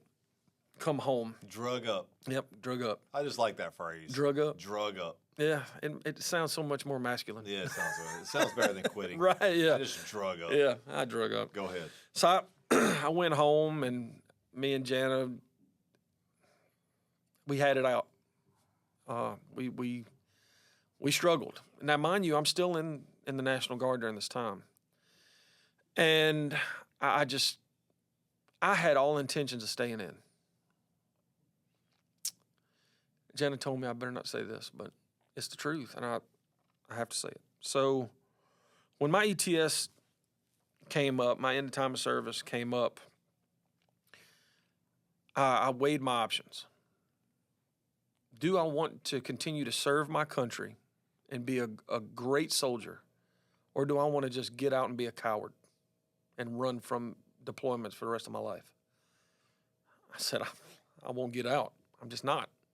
I'll deal with my problems, my issues, and just be a soldier. That's what I'll do. I'll soldier on. Jana didn't see things like that.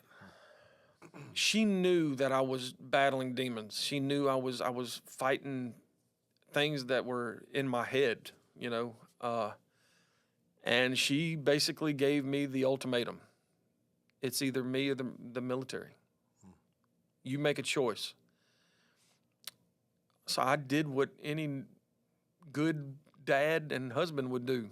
I chose my family over the military. And that's very difficult to say. I don't think it's difficult, brother. Listen, I mean, that's a decision a lot of people should have made, and they didn't make it. And then their problems with their families went further than that. So, Well, I don't think that's a bad decision, brother. you take pride in fighting for your country, and that's Well, let's use this. jeez Louise. Somebody, what's that? I sweat. Yeah, that's a look. Yeah, Let's. there's no crying in baseball. There's no crying in podcast. Crazy. You just I'm ruined telling our you, podcast. dude. You are bringing it out of me. Oh gosh, and Well, let's use this as a transition because I'm with you. So when I got out of the Coast Guard, I was listening to a colonel friend of mine's podcast, and he may listen to this one too. And I listened to some of it, and he was talking about how your military service becomes your identity. sure. That's who you are, right? And there's nothing in life that should create our identity but us. Right. Because it's never forever. That's right. Even when you retire. I mean, what if you did 30 years and retired, you're still out. Right. And so he was just talking about that. And I think the good transition in our conversation is from you being an hour worker in Performance Contractors that probably saved your life. Yeah. I mean, really, you were floundering. Right, exactly. And out of the military, you're floundering. You get on with Performance. You've been here for quite a while. And then the position came available for military workforce that allows you to go back into the military bases Right. and help veterans that are coming out of the military or those ones that are in our company now and you're taking care of. Exactly. So Exactly. share a little Okay. bit of how that came about, or you Sorry. skip that far if you want to. But tell us about what that means to you Okay. and what you're doing today, and maybe even how it came into it. All right, I'll get into it. So the story of how I got on with Performance, and again, it's I believe we're all led, in a sense, one power, whatever you want to believe. I'm a chaplain, so let's not go down that path. I got a few opinions about that. Which Go ahead. you and I have talked about this, and a lot of people know this whole story. But I was a football coach for a youth football team that my son played on in Sand Hill, Mississippi. And again, struggling, jobless. One day after a game, Was you good? Was you a good coach? oh yeah, I mean, like you can look, yeah, You were a good coach. absolutely, Okay. yeah. We were winners. I always think it's interesting to ask. We were winners. We were winners. well- Yeah, anybody around there that age group knows Okay. we were winners. I'll go with your word. I'm not going to look it up on Google. I'll go with you. No fact Well, checking. you pull up my last name, my son pops up. So That's it's- right. So you're forgotten. Anyway. Right, yeah. So anyway, after the game, go. after the game's over with, this gentleman walks up to me, said, "Hey, Mike Farve, right?" I said, "Yeah." He said, "Do you work construction?" I was like, "No, I'm not working anywhere right now." He said, "Well, I work for Performance Contractors." I was like, "Really?" I said, "Dude, I've been trying to get on with them for ever and a day." I said, dude, it's hard." He said, "Yeah, and we've got a kind of reputation for that." I'm like, "Okay, I know," right? So he said, "Can you pass a welding test?" And I said, "Absolutely." I've never struck an arc in my life. Yeah, but you can pass it. And my dad was a welder, right? And I'd always wanted him to It's in teach me your how to DNA, weld. man. Come on, give me that. Right, exactly. But he would never teach me how to weld because he said it would ruin my eyes. Right. So anyway, and scar me for life. So I said, "Yeah, sure, I can pass a welding test." So he said, "Okay, be at this welding test lab, which was in New Orleans, such and such date." So I spent the next few days begging my father-in-law to teach me to weld. He had some 6011 rods on a cracker box. What's that mean? Because I have no idea what that just means. What's 6011? It's a junk rod. Okay, It's like a P5, like a 6010. I don't understand what that is. Okay, so it does not weld like a 7018. Okay, All I right. understand that. So anyway, I'm practicing, and I'm getting nowhere. I can put two pieces of plate together. I can do this. Me too. But it looks terrible. And at this point in time, I don't even know what a weld's supposed to look like. Right. And I'm supposed to go pass a welding test. In a couple of days. Yeah. So the day comes, right? And I jump in my truck, and it's a 3-hour drive from my house to the front gate of this testing lab in New Orleans. I spent 3 hours talking to Jesus, begging him to figure out a way for me to pass this test somehow. Somehow. Like, seriously, I knew, something in me knew that I needed this. Yeah. Desperately needed this. Almost like a pull, this weird feeling. So, like, I'm not even exaggerating, 3 hours of solid prayer. So I get to this front gate, and I'm shaking at this point. I've got my dad's welding bucket in the back of the truck.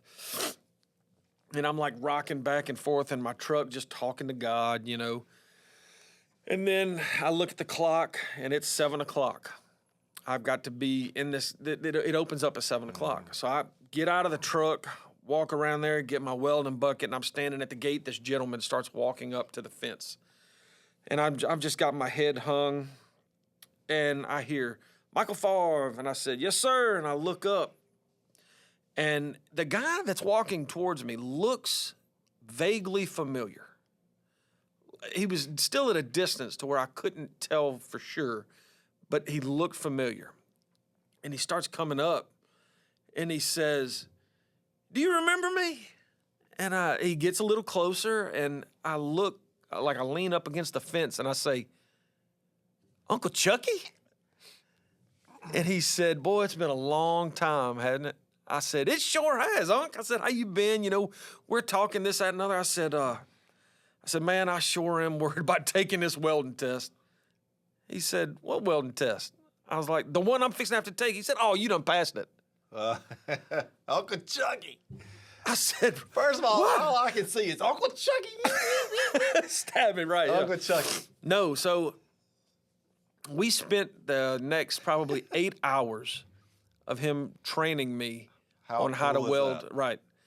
And I got sent to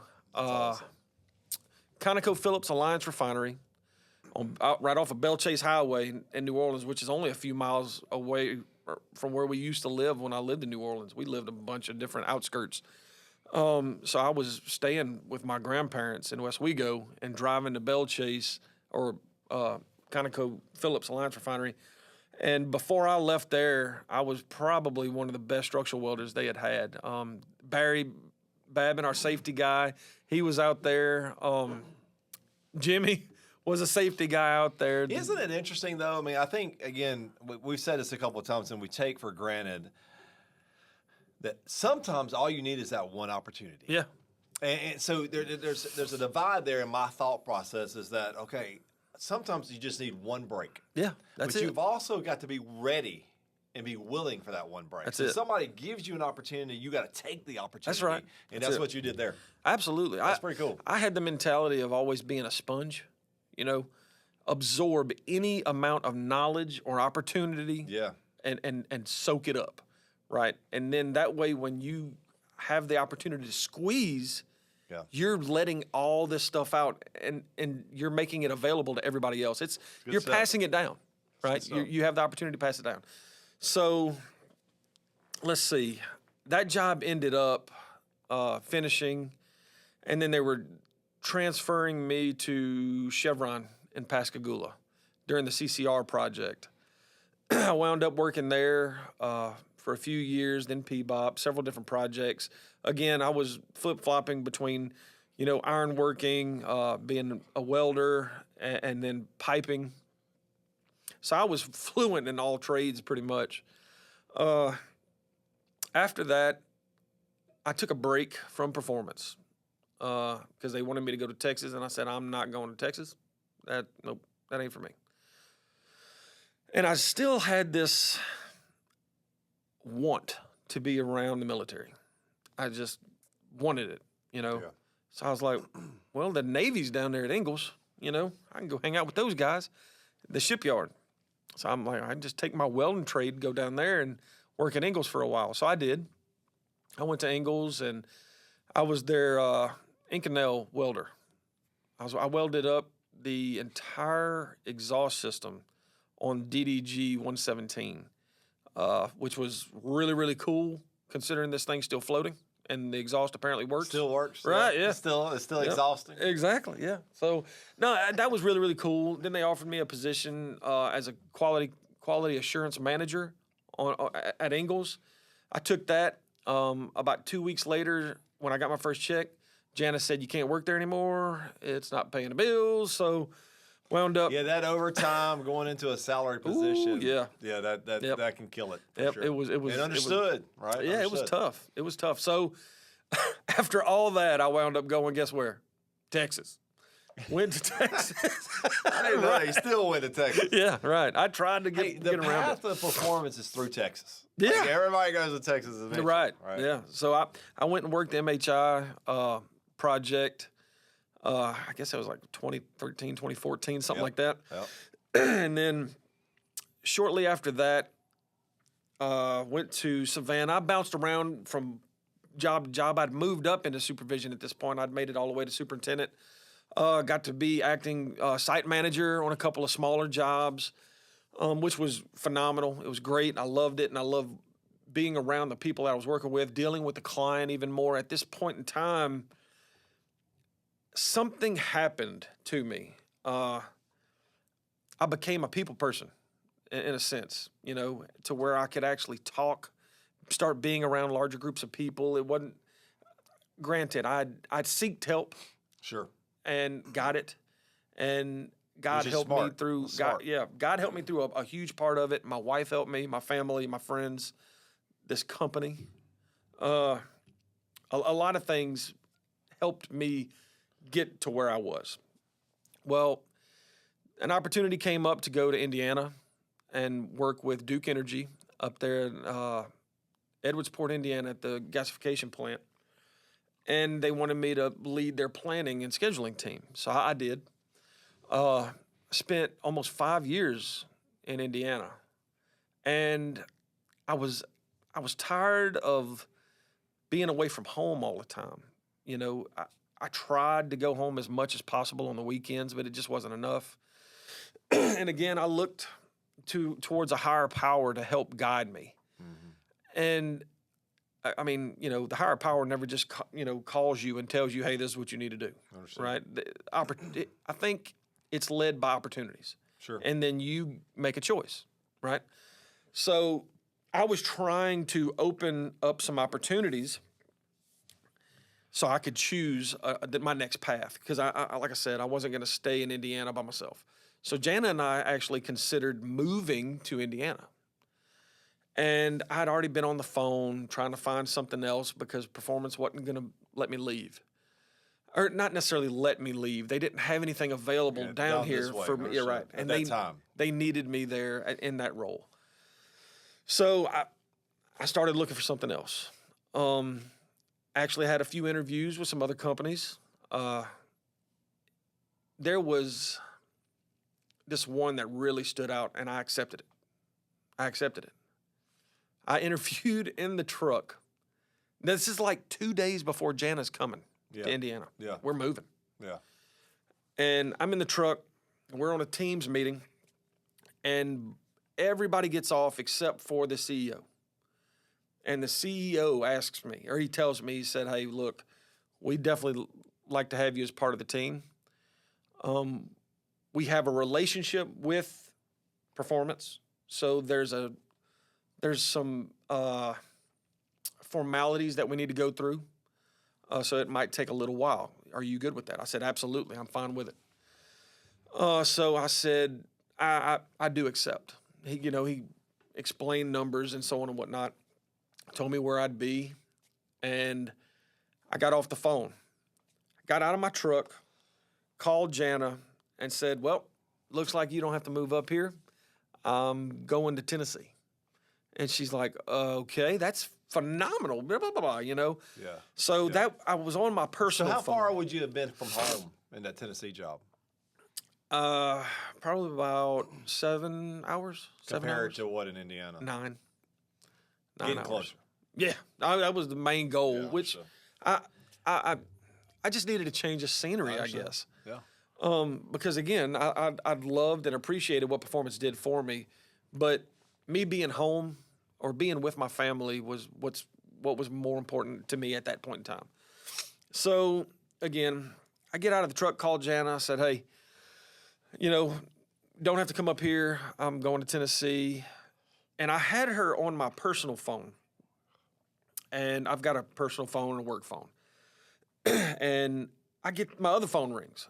So I'm the kind of guy that I'm always answering my work phone no matter what, right? Well, it's a guy that I hadn't talked to in several years. You know, the last time I talked to this cat was at a BASF plant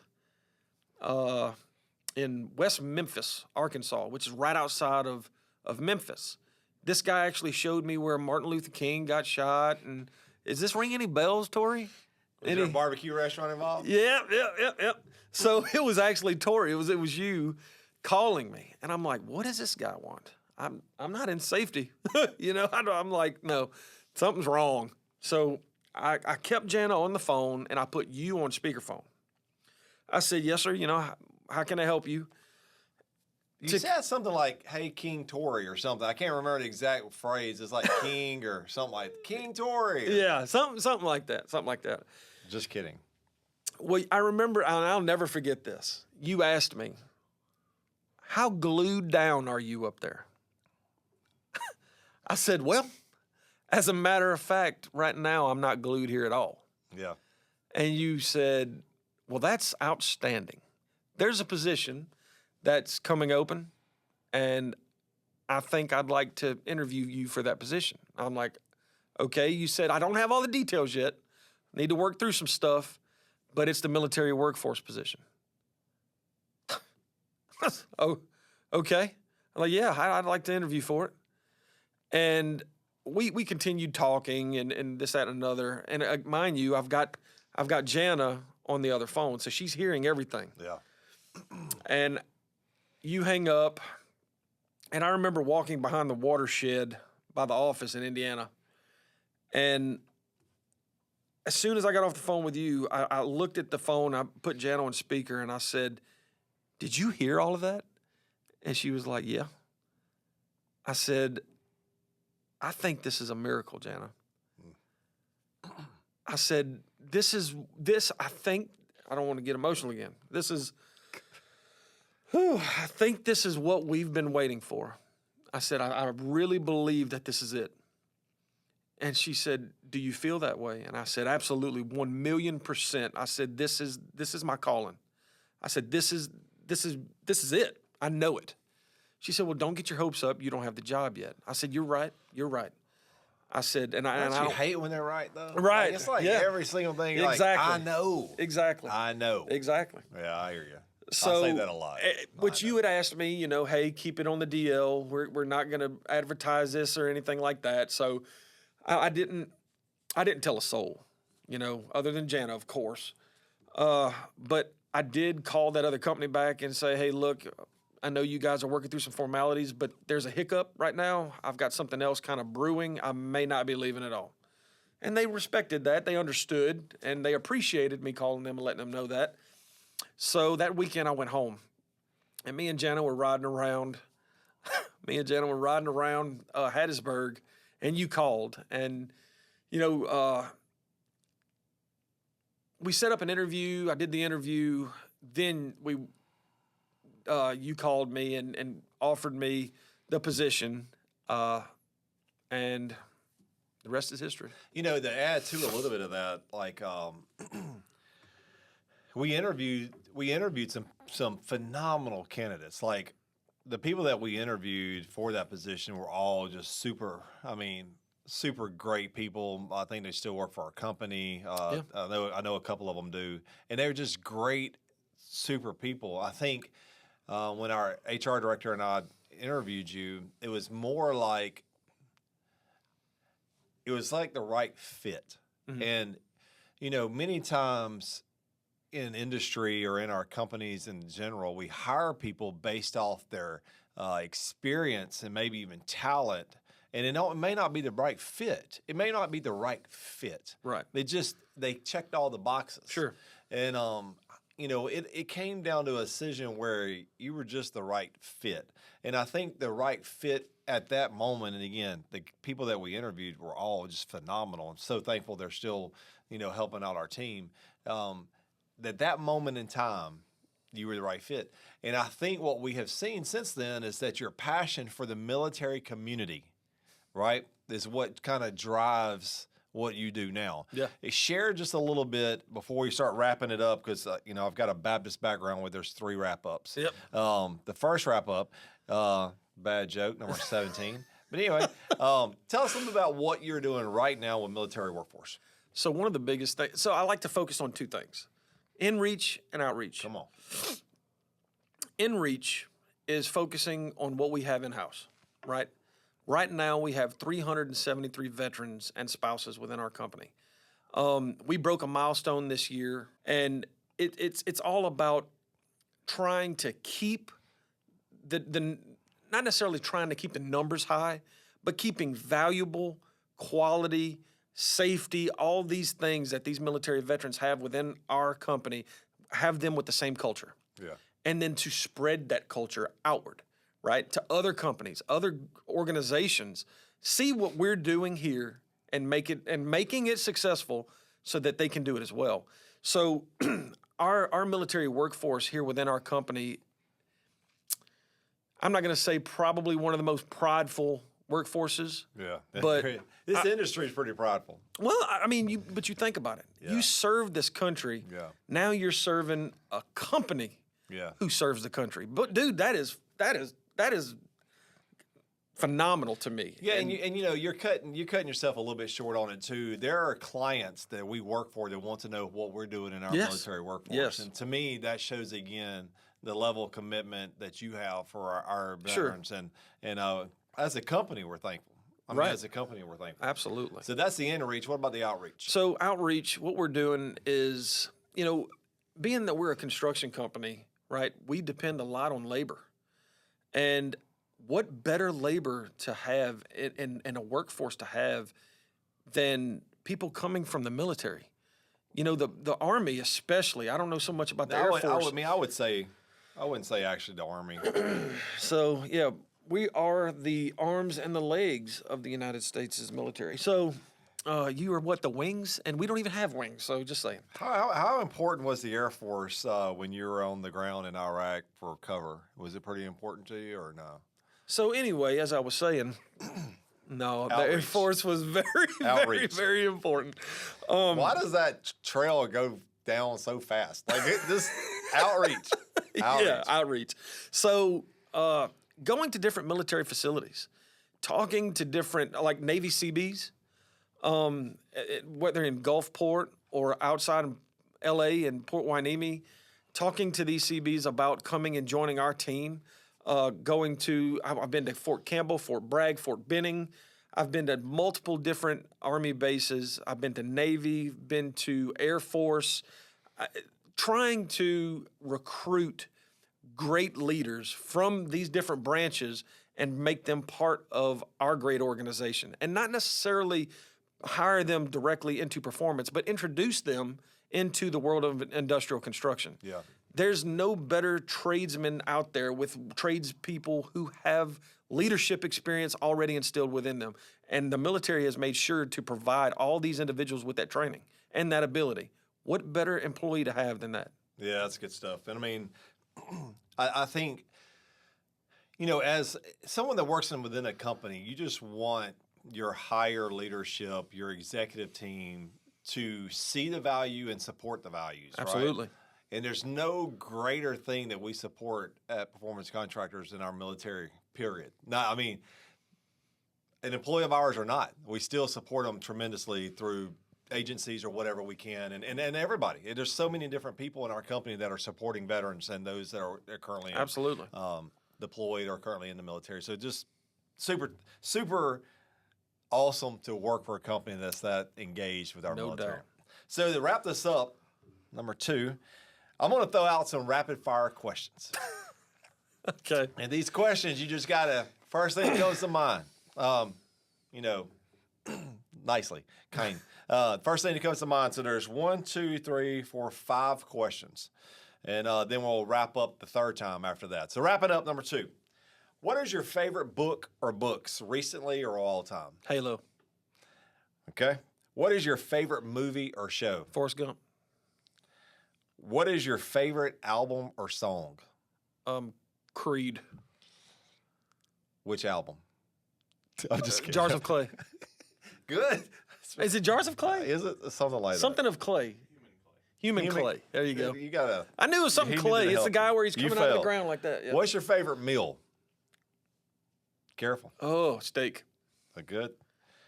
And then, what is your favorite drink of all time? Water. Interesting. Interesting. So, Water. again, man, listen, I'm so thankful for you. I appreciate all that you do for our company. And I think this is just going to be really a cool thing as we push forward. What you do for our company has been awesome. I'm always encouraged by these calls that you and I have of what's taking place next. And recently at one of our events, I was able to give you a coin from the company. And that coin, so those that have been in the military know how important coins are to us.